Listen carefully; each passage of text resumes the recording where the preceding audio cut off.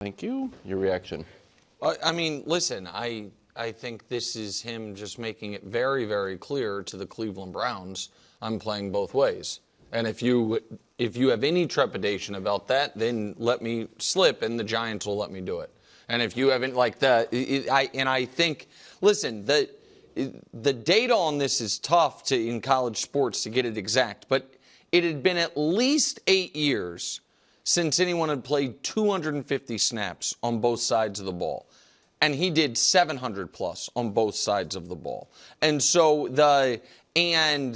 this article also, I thought, made a smart point, which is, or it was actually Dion that made this point, but the article gave the data to it, which is college football plays are faster. Like they come, the average time between plays in college football, 31 seconds, and pro football's 35 seconds. So he'll actually have a little more time to get his wind in between plays. And so I think at this point, it would be foolish to act as if this is beyond him, that he can't do it. And I think he has earned the right for whatever team, since he is being clear up front, this is my expectation.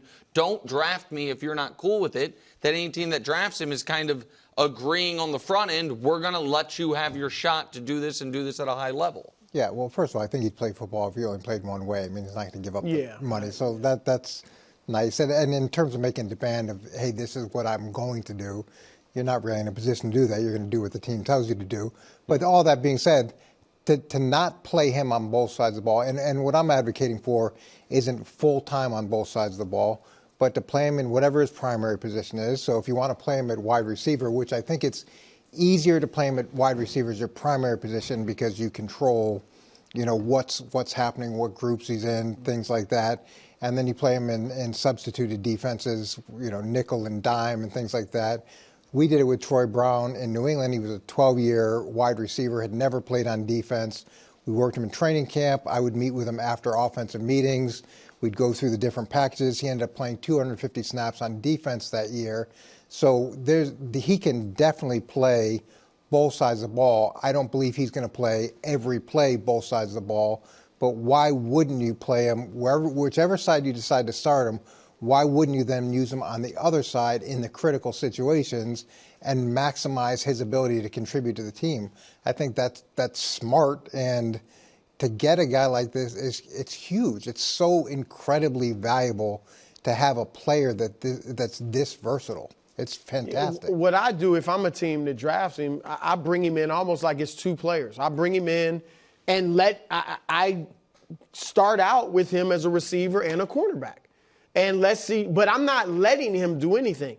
If you are one of our best corners, you're going to start. He will. If you are one of our best receivers, you're going to start. If he can do, I'm just going to let him do it. I don't know that he can excel at both. And I think if he can't excel at both, then he'll realize that at a point, and then we have a meeting, and then I think that's when we dial down the package where, okay, you're a full-time receiver, but we'll have packages with you as a corner or vice versa, whatever they want to do.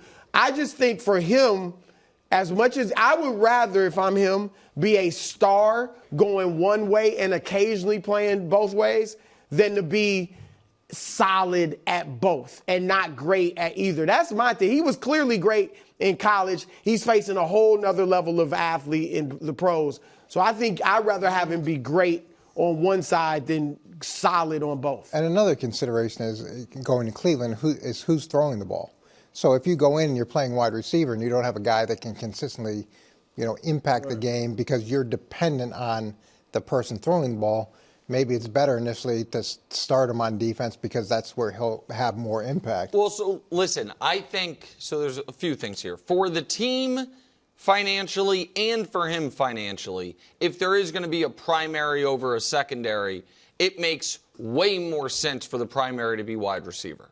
Wide receiver is a more valuable position by how players are paid by a lot. There are right now 8 $30 million a year wide receivers. There is one $30 million a year corner. There's 12 $25 million a year wide receivers. There's 2 $25 million a year corners. So for the team, you're getting more value when he's on his rookie deal, playing wide receiver than corner. And for him, the long-term upside is greater, wide receiver over corner. But What? Go ahead. The only thing, those $30 million receivers, you need someone to cover them.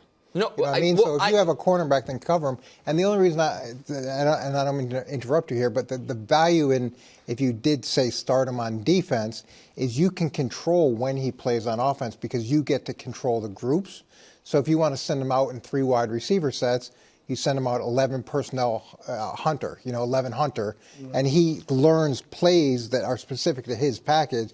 Like it's from a learning perspective and from a control perspective, it's a little bit easier to have him on defense first. Oh, that I totally understand. That that if he is your nickel corner and the other team plays 3 wide the whole game, then he has to be out there the whole game on defense. That part I totally understand. The point I'm making is I get your point from a football perspective that maybe defensive back is not inherently less valuable than wide receiver. I just mean from how guys are getting paid perspective, the league has said wide receivers are at a premium. But I want to circle back to, can he be, for the most part, full-time both ways? That's what I want to say. And my answer is, let's see if he can't.